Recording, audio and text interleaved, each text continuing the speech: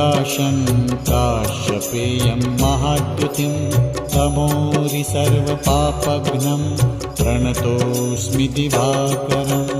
ॐ ह्रां ह्रीं ह्रौं स्वः सूर्याय नमः। ॐ ह्रां ह्रीं ह्रौं स्वः सूर्याय नमः। जपाकुसुमसङ्काशं काश्यपेयं महाद्युतिं तमोरि सर्वपापघ्नं प्रणतोऽस्मि दिवाकरम्।